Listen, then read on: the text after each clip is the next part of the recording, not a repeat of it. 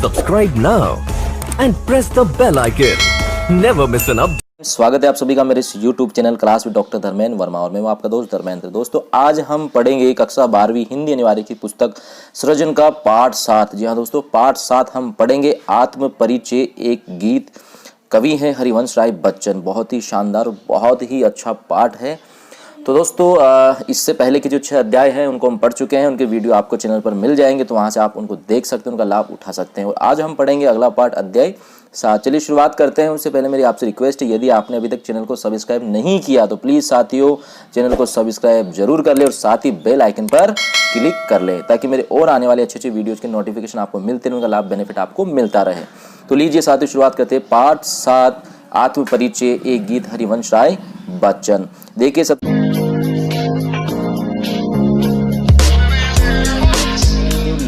कवि परिचय हैं उसको देखते हैं। जो कवि हरिवंश राय बच्चन साहब हैं उनका जन्म हुआ सन 1907 ईस्वी में, मृत्यु सन 2003 ईस्वी में। स्क्रीन थोड़ी बड़ी कर देता हूं ताकि आपको आसानी से दिख जाए। हालावाद के प्रवर्तक हरिवंश राय बच्चन उत्तर छायावाद काल के प्रमुख कवि रहे हैं। ध्यान दीजिएगा, हरिवंश राय बच्चन जो कवि हैं ये हालावाद के प्रवर्तक इनको माना जाता है। हालावाद भी एक वाद है हिंदी साहित्य के अंतर्गत, उसका प्रवर्तन यानी कि शुरुआत इन्होंने की थी और उत्तर छायावाद काल के प्रमुख कवि ये रहे हैं। वे अपनी काव्य यात्रा के प्रारंभिक दौर में मध्ययुगीन फारसी कवि उमर खय्याम के जीवन दर्शन से बहुत प्रभावित रहे। उमर खय्याम की रुबाइयों से प्रेरित उनकी प्रसिद्ध कृति मधुशाला को कवि मंच पर जबरदस्त लोकप्रियता मिली। इनकी कृति मधुशाला को बहुत ही अधिक प्रसिद्धि मिली थी। कवि की विलक्षण प्रतिभा इश्क, मोहब्बत, पीड़ा जैसी रोमानियत से भरी हुई थी। वे परस्पर झगड़ने के बजाय प्यार को महत्व देते थे।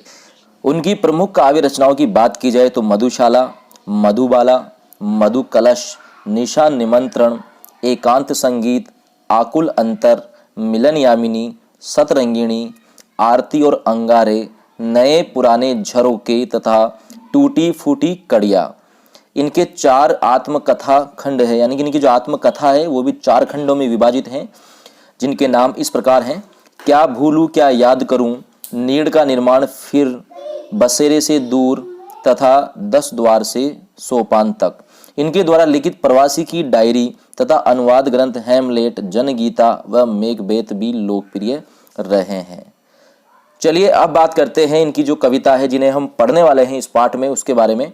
यहाँ संग्रहित उनकी कविता आत्म परिचय अपनी अस्मिता, अपनी पहचान का बोध कराती है। सुख दुख को समभाव से स्वीकारते हुए जग जीवन से जुड़े रहकर ही जीने में आनंद है। कवि स्नेह सुरा का पान करके अपनी मस्ती में जीवन का गान गाता है। संसार के मौजों में मस्त भाव से बहना कवि को भाता है। वह अपनी मस्ती में नित नए जग का निर्माण करता है। दीवानगी का आलम यह है कि उसे अपने रुदन में भी नए राग, नए छंद का आभास होता है। जो अपने आप को पूरी तरह पहचान लेता है उसके लिए यहाँ सर्वत्र मस्ती ही मस्ती होती है। तो ये था पाठ परिचय और कवि परिचय। अब हम पढ़ते हैं आत्म परिचय जो कविता है उसको। यहाँ पर आप यदि इसका प्रसंग करना चाहते हैं तो सरल शब्दों में ऐसे आप लिख सकते हैं कि प्रस्तुत पद्यांश हमारी पाठ्य पुस्तक सृजन के कवि हरिवंश राय बच्चन द्वारा रचित आत्म परिचय शीर्षक पाठ से लिया गया है। इसमें कवि ने अपने जीवन जीने का जो अंदाज है उसका बहुत ही रोचक और मधुर शैली में परिचय दिया है। तो इस तरीके से आप इसका प्रसंग लिख सकते हैं। चलिए शुरुआत करते हैं पाठ आत्म परिचय। मैं जग जीवन का भार लिए फिरता हूँ, फिर भी जीवन में प्यार लिए फिरता हूँ। कर दिया किसी ने झंकर्त जिनको छूकर मैं सांसों के 2 तार लिए फिरता हूँ।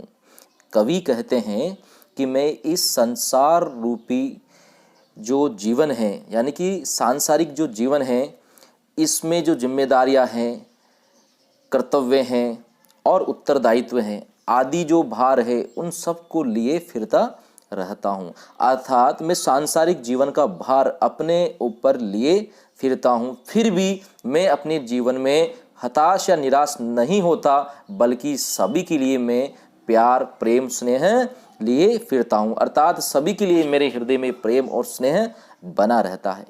कर दिया किसी ने झंकृत, जिनको छूकर मैं सांसों के दो तार लिए फिरता हूँ।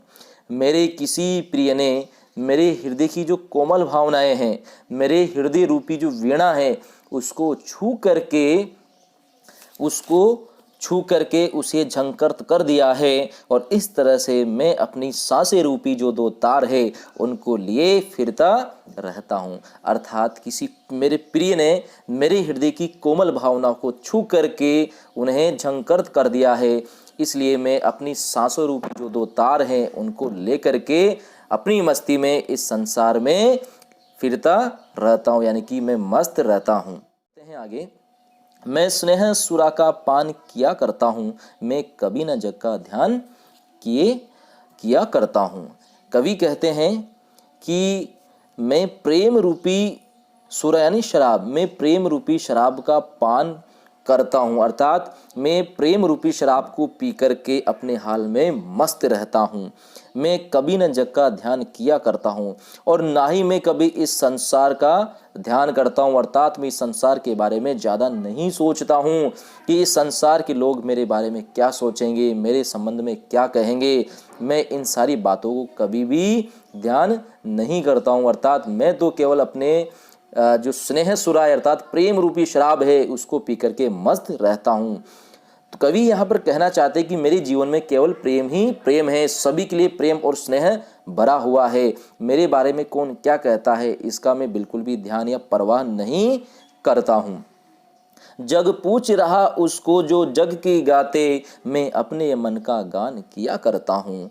कवि कहते हैं क्योंकि यह जो संसार है मैं इसकी परवाह इसलिए नहीं करता क्योंकि यह जो संसार है ये उन्हीं को पूछता है जो जग की गाते, अर्थात जो उनकी प्रशंसा करते हैं, जो उनके कहने पर चलते हैं। लेकिन मैं तो अपने मन का गान किया करता हूँ, लेकिन मैं अपने मन के अनुसार चलता हूँ, अर्थात मेरे मन की जो भावनाएं हैं उनको ही मैं गाता हूँ, उनके अनुसार ही मैं अपना काम करता हूँ। अर्थात मुझे इस संसार से कोई मतलब नहीं है कि ये संसार मेरे बारे में क्या कहता है क्या नहीं कहता, क्योंकि ये संसार बहुत ही स्वार्थी है। यह उन्हीं की बात करता है, उन्हीं से पूछता है जो उनकी प्रशंसा करते हैं, जो उनका कहा मानते हैं। लेकिन मैं तो केवल अपने मन की बात मानता हूँ और अपनी ही मस्ती में मस्त रहता हूँ। चलिए बढ़ते हैं आगे। मैं निज उर के उद्गार लिए फिरता हूँ, मैं निज उर के उपहार लिए फिरता हूँ। हे यह अपूर्ण संसार न भाता मुझको, मैं स्वप्नों का संसार लिए फिरता हूँ। कवि कहते हैं कि मैं इस संसार के बारे में अपने हृदय में नए नए भाव रखता हूँ। मैं निज उर के उद्गार लिए फिरता हूँ, मैं निज उर के उपहार लिए फिरता हूँ। अर्थात मेरे मन, निज यानी अपने, उर यानी हृदय, अर्थात मेरे हृदय में जो नए नए भावनाएं हैं मैं उन्हीं मनोभावों को लेकर के फिरता रहता हूँ। मैं निज उर के उपहार लिए फिरता हूँ और मैं अपनी हृदय की जो भावनाएं हैं उन्हें ही अपना श्रेष्ठ उपहार मान करके उन्हें लिए फिरता हूँ। अर्थात मैं अपने मन की भावनाओं को ही अपने लिए श्रेष्ठ उपहार मानता हूँ। मुझे इस संसार के जो उपहार हैं, भेंट हैं, उनकी मुझे ज़रूरत नहीं है, बल्कि मेरी मन की जो भावनाएं हैं वो ही मेरे लिए उपहार के समान है। मैं उनसे ही खुश हूँ, प्रसन्न हूँ। हे यह अपूर्ण संसार न भाता मुझको, मैं स्वप्नों का संसार लिए फिरता हूँ। आगे कवि कहते हैं क्योंकि यह संसार मुझे अधूरा लगता है, क्योंकि इसमें प्रेम का अभाव है, इसलिए यह संसार मुझे अधूरा सा लगता है, फलस्वरूप यह मुझे अच्छा नहीं लगता है। अर्थात यह संसार मेरे मन को बिल्कुल भी नहीं भाता है। मैं स्वप्नों का संसार लिए फिरता हूँ। मेरे मन में तो जो प्रेम में सुंदर सपने हैं उनका एक अलग ही संसार है, मैं तो उसी को लेकर के आगे बढ़ता रहता हूँ। अर्थात मैं अपनी भावनाओं के अनुसार ही अपना प्रेममय संसार खुद ही बनाता हूँ, ताकि मुझे किसी तरह की कोई दिक्कत या परेशानी नहीं हो। मैं जला हृदय में अग्नि दाह करता हूँ, सुख दुख दोनों में मग्न रहा करता हूँ। जग भव सागर तरने को नाव बनाए, मैं मन मौजों में मस्त बहा करता हूँ। बहुत ही सुंदर पंक्तियाँ है। कवि कहते हैं कि मैं जला हृदय में अग्नि दाह करता हूँ, अर्थात मेरे हृदय में प्रेम रूपी अग्नि जलती रहती है और उसी में मैं स्वयं को तपाया करता हूँ, सुख दुख दोनों में मग्न रहा करता हूँ। और इसी के साथ मेरे जीवन में चाहे सुख आए या दुख आए, दोनों ही अवस्थाओं में मैं मग्न अर्थात मस्त रहता हूँ, खुश रहता हूँ। जग बहु सागर तरने को नाव बनाए, मैं मन मौजों पर मस्त बहा करता हूँ। यह जो संसार है, यह इस संसार रूपी जो सागर है, बहु सागर है, क्योंकि यह संसार क्या है, विपदाओं का, समस्याओं का सागर है। तो संसार के जो लोग हैं, इस संसार रूपी सागर को पार करने के लिए नाव बनाए, अर्थात तरह तरह के दाव पेच अपनाते हैं, तरह तरह के तरीके उपाय अपनाते हैं। लेकिन मैं तो इस बहुसागर में भी इसकी जो लहरें हैं उसमें अपने मन मौजों पर अर्थात अपनी प्रेम की जो मस्ती और उमंग है उसमें रह करके मस्त बहा करता हूँ, अर्थात मैं तो मस्त रहता हूँ, खुश रहता हूँ। एक बार पुनः देखिए, कवि कहते हैं कि मेरे हृदय में प्रेम रूपी अग्नि सदैव जलती रहती है, उसी में मैं स्वयं को तपाया करता हूँ। और इस तरह सुख हो या दुख हो, मेरे जीवन में किसी भी अवस्था हो, दोनों ही अवस्थाओं में मैं हमेशा खुश रहता हूँ, मस्त रहता हूँ। यह जो संसार है, संसार के लोग हैं, यह संसार रूपी सागर को पार करने के लिए तरह तरह के उपाय अपनाते हैं, तरीके अपनाते हैं, लेकिन मैं इन सब की परवाह नहीं करता, बल्कि मैं प्रसन्न रह करके, खुश रह करके, अपने प्रेम और स्नेह रूपी भावनाओं के साथ, अपने कर्मों के द्वारा मैं इस संसार सागर की लहरों में मस्त रहता हूँ, अर्थात मैं अपनी मस्ती और उमंग में खुश रहता हूँ। चलिए बढ़ते हैं आगे। मैं यौवन का उन्माद लिए फिरता हूँ, उन्मादों में अवसाद लिए फिरता हूँ, जो मुझको बाहर हंसा रुलाती भीतर, मैं हाय किसी की याद लिए फिरता हूँ। देखिए, कवि हरिवंश राय बच्चन यहाँ पर अपने संबंध में, देखिए यहाँ पर कवि का जो निजी अनुभव है वो यहाँ पर इन पंक्तियों में हमें दिखाई देता है। कवि कहते हैं कि मैं यौवन कहते हैं जवानी को, मैं यौवन रूपी जो मस्ती है अर्थात जवानी की जो मस्ती है उसमें मस्त रहता हूँ। मेरे ऊपर प्रेम की सनक, उन्माद कहते हैं सनक या पागलपन, अर्थात मेरे ऊपर इस जवानी में, इस अवस्था में प्रेम का पागलपन छाया हुआ है, अर्थात मैं पूरी तरह से प्रेम में डूबा हुआ हूँ। और इस प्रेम में डूबने के कारण, इस उन्माद के कारण मुझे कदम कदम पर अवसाद अर्थात दुख और निराशाएं भी मिलती है, अर्थात दुख और निराशाओं से भी मेरा सामना होता है, जिससे मेरी स्थिति ऐसी हो जाती है कि मुझको बाहर हंसा रुलाती भीतर, अर्थात मैं बाहर तो हंसता हुआ दिखाई देता हूँ, लेकिन भीतर ही भीतर मैं दुखी होकर रोता रहता हूँ। मैं हाय किसी की याद लिए फिरता हूँ। और ये जो मेरी स्थिति होती है इसका कारण यह है कि मैं हाय कि मेरे हृदय में मेरे किसी प्रिय की एक मधुर स्मृति में बसाए हुए हूँ, अर्थात उसकी याद मेरे हृदय में है, तो हर समय मैं उसको याद करता रहता हूँ और उसके नहीं मिलने के कारण मैं दुखी रहता हूँ। एक बार पुनः देखिए, कवि कहते हैं कि मैं अपनी जवानी की मस्ती में मस्त रहता हूँ और मेरे ऊपर प्रेम की सनक सवार है, अर्थात मैं प्रेम के पागलपन में डूबा हुआ हूँ, मैं प्रेम में डूबा हुआ हूँ। और इस कारण मुझे, इस प्रेम में डूबने के कारण मुझे जगह जगह अर्थात कदम कदम पर दुख और निराशा से सामना करना पड़ता है, अर्थात मुझे दुख और निराशाएं मिलती रहती है, जिससे मेरी स्थिति ऐसी हो गई है कि मैं बाहर तो भले ही हंसता हुआ दिखाई देता हूँ, लेकिन भीतर ही भीतर मैं रोता रहता हूँ, दुखी रहता हूँ, क्योंकि मैंने अपने हृदय में किसी प्रिय की मधुर स्मृति को बसाया हुआ है, उसकी याद मेरे हृदय में छिपी हुई है, अतः मैं उसको याद करता रहता हूँ और उसके नहीं मिलने के कारण मैं दुखी होकर के रोता रहता हूँ, भीतर ही भीतर दुखी रहता हूँ। चलिए बढ़ते हैं आगे। कर यत्न मिटे सब सत्य किसी ने जाना, नादान वही है हाय जहाँ पर दाना। फिर मूड न क्या जग जो इस पर भी सीखे, मैं सीख रहा हूँ सीखा ज्ञान बुलाना। देखिए बहुत ही अच्छी पंक्तियाँ हैं। कवि कहते हैं कि इस संसार को जानने के लिए अनेक प्रयत्न किए गए, सबने सत्य जानने की कोशिश की, परंतु जीवन रूपी सत्य को कोई भी नहीं जान पाया। यहाँ प्रश्नवाचक चिन्ह है, तो यहाँ पर कवि पूछ रहे हैं इस संसार से कि कर यत्न सब मिटे, कि इस संसार को जानने के लिए सभी ने बहुत प्रयत्न किया और खुद को समाप्त कर लिया, लेकिन क्या इस संसार के सत्य को कोई जान पाया है? नादान वही है हाय जहां पर दाना। इस तरह जिसे भी देखो वह नादानी कर रहा है, अर्थात इस संसार में जहां पर जिसे धन दौलत वैभव भोग सामग्री मिल जाती है वो वहीं पर दाना, अर्थात वहीं पर दाना चुगने लगते हैं, अर्थात अपने स्वार्थ को पूरा करने लग जाते हैं। फिर मूड न क्या जग जो इस पर भी सीखे। कवि कहते हैं अतः पूरा संसार ही स्वार्थ पूरा करने में लगा हुआ है, तो ऐसे लोग कवि की दृष्टि में क्या है? मूर्ख हैं, जो इस पर भी न सीखे, अर्थात इतना कुछ होने पर भी इस संसार से कुछ भी नहीं सीखते हैं, बल्कि लोभ और मोह के चक्कर में उलझे ही रहते हैं। मैं सीख रहा हूँ सीखा ज्ञान बुलाना। कवि कहते हैं मैं इस संसार की जो मूर्खता है उसको मैं सीख गया हूँ, और अब मैं इस संसार की जो बातें हैं, ये जो सांसारिकता है, इससे मैं धीरे धीरे सीख रहा हूँ।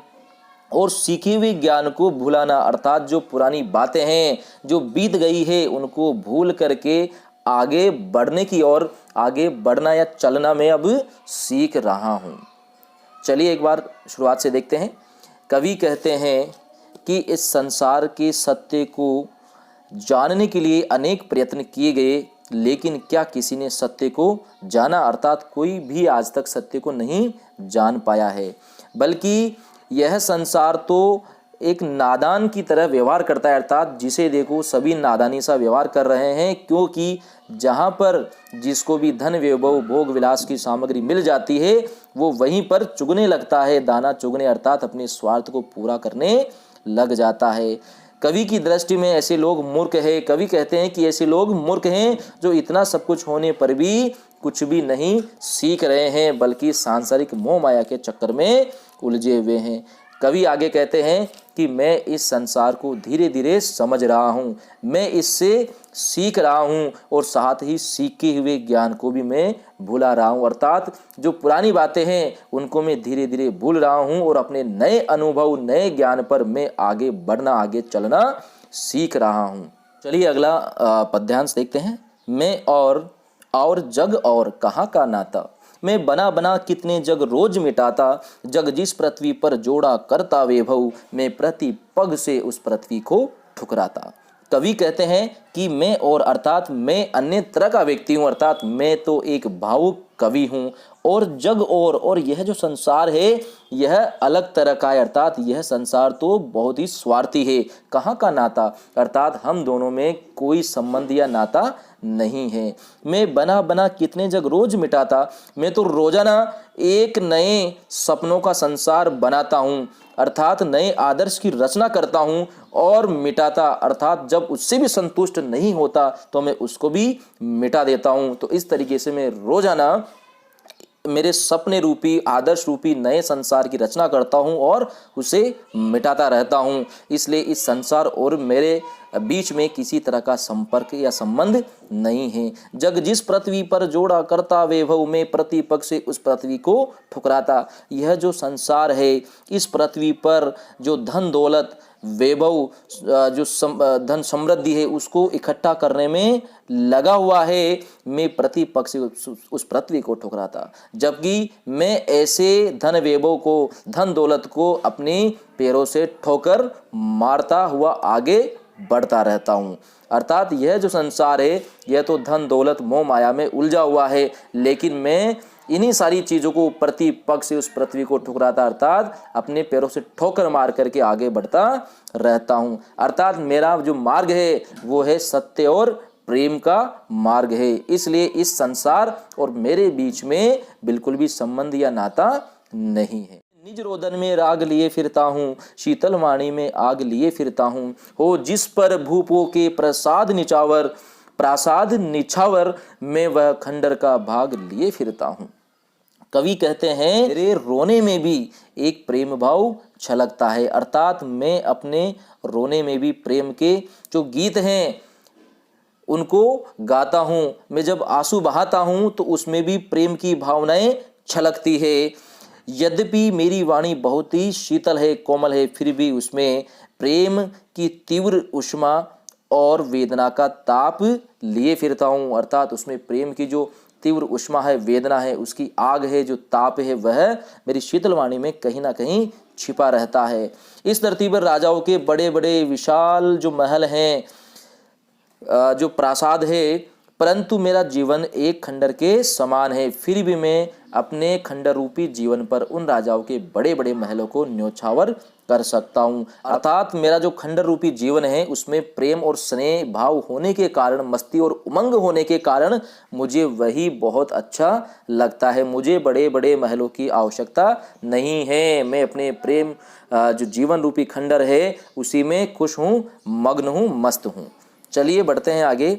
मैं रोया इसको तुम कहते हो गाना, मैं रोया इसको तुम कहते हो गाना, मैं फूट पड़ा तुम कहते छंद बनाना, क्यों कवि कहकर संसार मुझे अपनाए, मैं दुनिया का हूँ एक नया दीवाना। बहुत ही ज़बरदस्त पंक्तियाँ है कवि की, ध्यान दीजिएगा।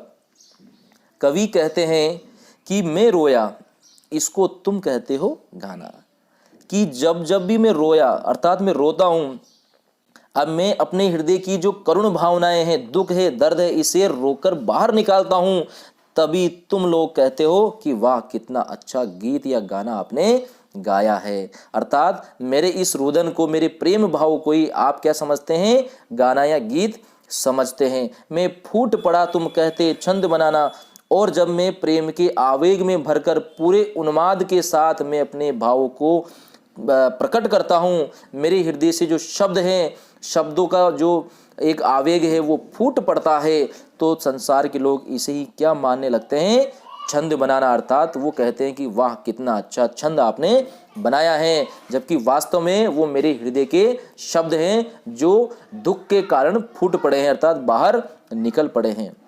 क्यों कवि कहकर संसार मुझे अपनाए, मैं दुनिया का हूँ एक नया दीवाना। दुनिया मुझे, ये संसार मुझे कवि के रूप में अपनाती है, अर्थात मुझे व्यर्थ में ही इतना सम्मान कवि के रूप में देती है, बल्कि मैं कवि नहीं हूँ, मैं तो इस दुनिया में, अर्थात इस संसार में एक नया प्रेम का दीवाना हूँ। अर्थात मेरे हृदय में तो प्रेम रूपी जो दीवानगी है वह छिपी हुई है, वह बसी हुई है, इसलिए मैं प्रेम रूपी दीवानगी में ही मस्त रहता हूँ।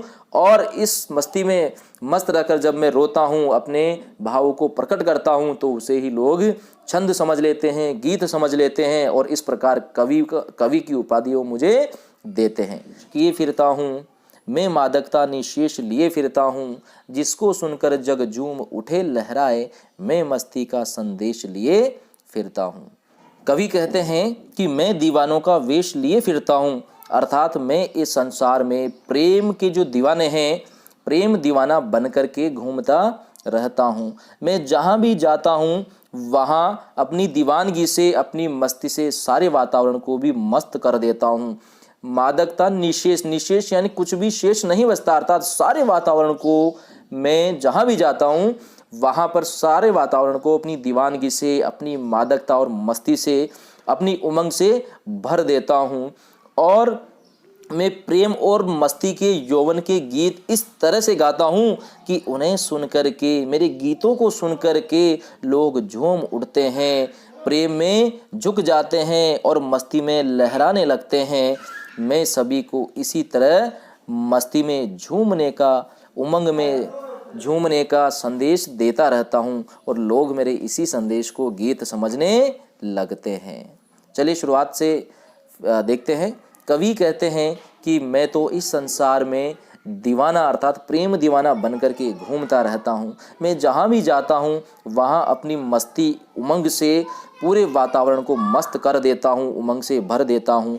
और कवि कहते हैं कि मैं प्रेम और यौवन के गीत इस तरह गाता हूँ कि मेरे गीतों को सुनकर के ये जो संसार है, संसार के लोग हैं, ये मस्ती में झूम उठते हैं और लहराने लगते हैं, अर्थात पूरी मस्ती और उमंग के साथ झूम करके लहराने लगते हैं, अपने दुखों को भूल जाते हैं। तो इस तरह मैं प्रेम की मस्ती में मस्त रहने का एक संदेश लिए फिरता हूँ और लोग मेरे इसी संदेश को गीत समझ लेते हैं।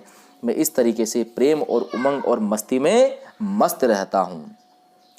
तो प्यारे दोस्तों, ये था आज का पाठ हरिवंशराय बच्चन कवि और उनका आत्म परिचय, जो एक बहुत अच्छा गीत है, ये हमने आज पढ़ा। उम्मीद करता हूँ आपको अच्छा लगा होगा। अच्छा लगा हो तो प्लीज़ लाइक और शेयर जरूर कीजिएगा और साथ ही चैनल को सब्सक्राइब करना मत भूलिएगा। चलिए, आज के लिए इतना ही काफ़ी है। मिलते हैं अगले वीडियो में एक नए पाठ के साथ। तब तक के लिए धन्यवाद, शुक्रिया।